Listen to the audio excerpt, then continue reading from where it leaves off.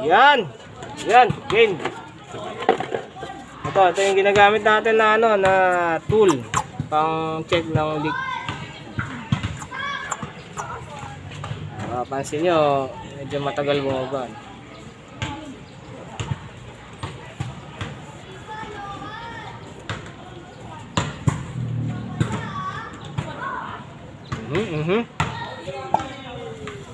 Ito na tayo maganda.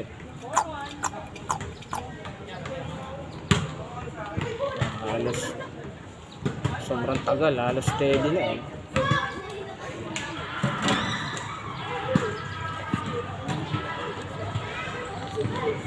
Tagal bumaba masyado. Tanggalin na natin. Ayan, bilis oh. Diba?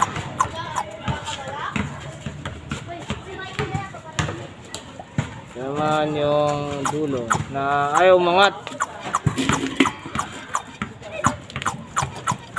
Ibig sabihin sobrang singaw. Hanep. Ayan, sana makatulong din to sa inyo, hanep.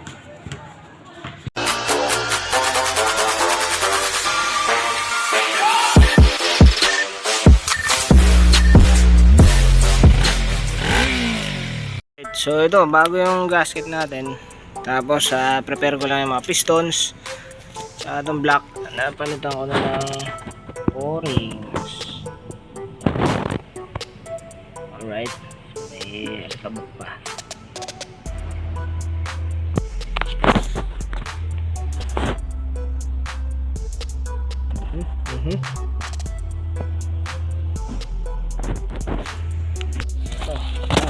Oil pan. Medyo mahirap lang yung pagtanggal ng lumang gasket kasi original pa to eh, medyo matigas eh. Tsaka ito kagandahan pag naglilinis kayo ng oil pan, makikita nyo yung oil strainer. Ito daming nakukuha dumi dito.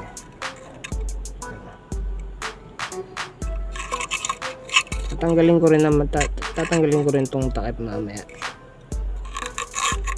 Binabawasan ko lang ng dumi. Ayan, dami. Hanip na yan. Ayun, tanggalin ko muna. Ayan, matapos ang masinsinan na lapping, putik na lapping yan. Eto, nalinisan na yung head. Tapos, palit ng mga bagong valve seal, alright. Ayan, puro bago. Napakita ko lang na bago talaga. Hanip. Ito yung motor niya. Ito yung condition ng motor niya. Nilagyan ko lang ng battery ko. Kasi yung battery niya negative din. Ang nilagay na battery kasi dito, pang underbone, yung maliit, parang 5 amperes lang yata.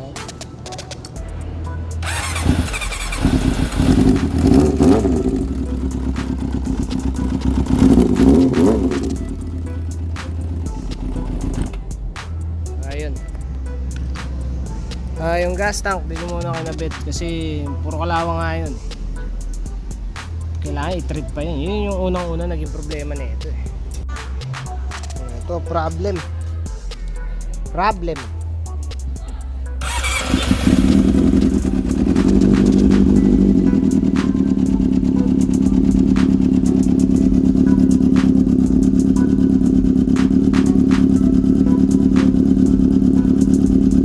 Malamig pa, wala pang usok.